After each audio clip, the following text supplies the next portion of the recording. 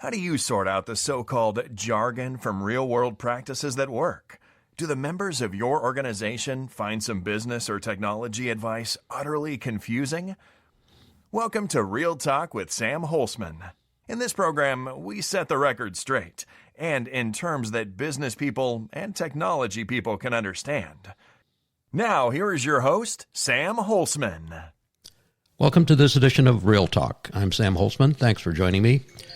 This particular broadcast is a little bit different than some of my standard broadcasts that you probably have heard before.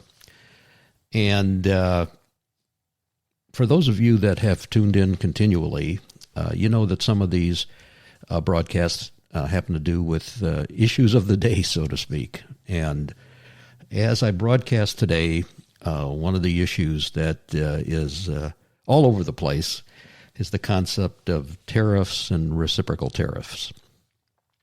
And I received an email from a colleague of mine just yesterday, and that's why I'm doing this today.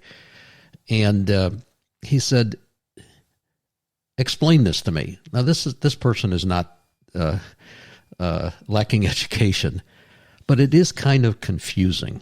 It is kind of confusing. And then the first thing I said to my colleague is, there's one word that is not being used right now that is as important, and that word is subsidies. So just a little bit here to give people a context of what is going on.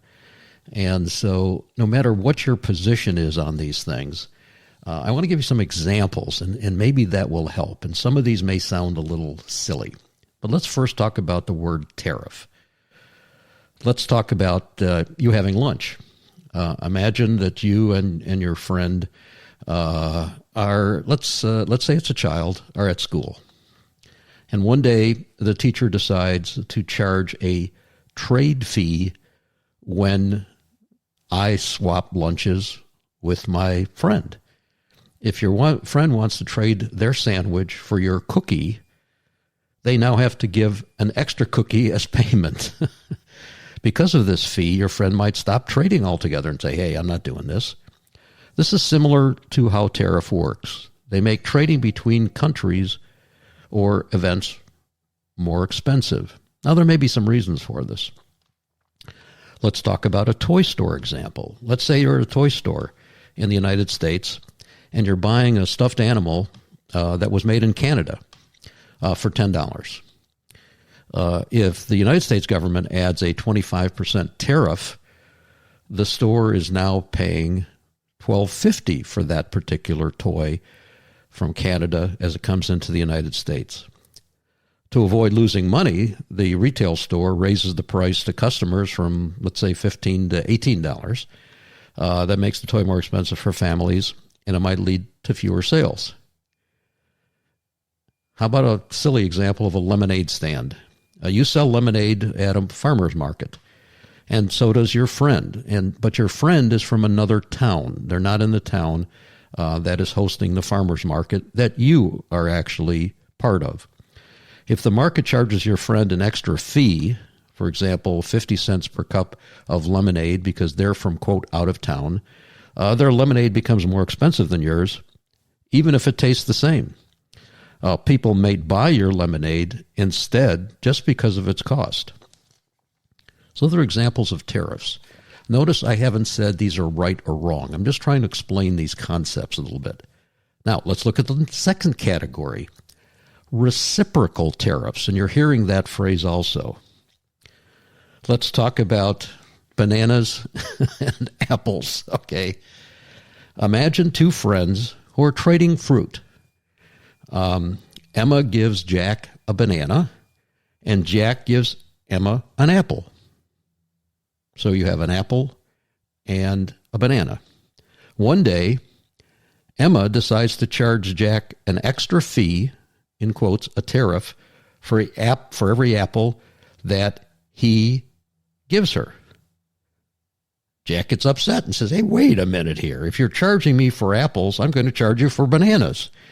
Now, both friends are paying extra fees to trade fruit. This is a reciprocal tariff. Each person charges the other in a response. All right, let's get a little real life here for reciprocal tariff. Country A sells a car to country B. Country A sells a car to country B. Country B sells cheese to country A. Let me say this again. Country A sells a car to country B. Country B sells cheese to country A.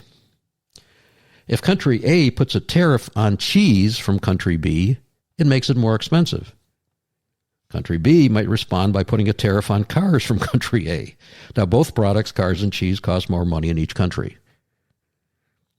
That's reciprocal tariffs. In other words, one generates a response from the other, and the other generates an equal response, if it's reciprocal, to the other. All right. A word that hasn't been used yet in our crazy world we're in right now, in public yet, and that is the word subsidy. No one has yet in this era right now, as we speak publicly, talked about the word subsidy, and there's probably a reason for that. All right, let's talk about an ice cream stand for a moment. Imagine you want to start an ice cream stand. Okay? You want to start a new business. You're going to buy all the supplies, cones and ice cream and a freezer, and it's too expensive. You say, well, I can't do this. I don't have the money. So you've got some nice parents, and they decide to give you some money to get started. That money is like a subsidy because it helps you develop and run your stand without spending your own money. Once again, I didn't say it's right or wrong, but that's a subsidy. Let's get a little bit more real again. Let's say you're a farmer and you're growing corn, but selling your corn doesn't make enough money because people aren't buying much of it for whatever reason. The government might give the farmer extra money, a subsidy, so that they can keep growing corn and sell it at a lower price. This way people can buy corn cheaply and the farmer doesn't lose their business. Let's talk about school lunches. Again, it's getting a little real now. If a school lunch costs $5, but not every family can afford it, the government might pay part of the cost so the family only pays $2 and, quote, the government, unquote, absorbs the $3. That's a subsidy. It makes lunches cheaper for those getting the subsidy. Let me repeat. It makes lunches cheaper for those getting the subsidy. Let's continue on the farm one, for example. And now you see how this is getting a little bit more complicated. Farmers get money from the government to not grow crops. Let me repeat. To not grow crops. Or grow certain crops like wheat or corn. So foods stay affordable in somebody's mind. Let's talk about energy. The government might help pay for wind or solar power projects to encourage, subsidize clean energy products and projects. Okay, one more. How about student aid? Scholarships or grants are like subsidies because they help students afford college without the student paying everything themselves. But please remember, the government, in quotes, doesn't have any money. The government is using our tax dollars for a certain purpose. So I'm not here to talk politics. I'm just giving you examples of tariffs, reciprocal tariffs, and the one that nobody is talking about that probably underlines some of the, in quotes, close quotes, in quotes, close quotes, air quotes, imbalances that are going on. All right, here we go.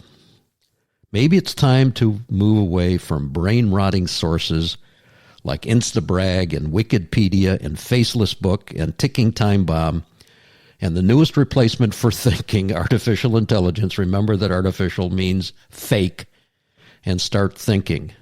Your brain and thinking is a terrible thing to waste. Thanks for listening.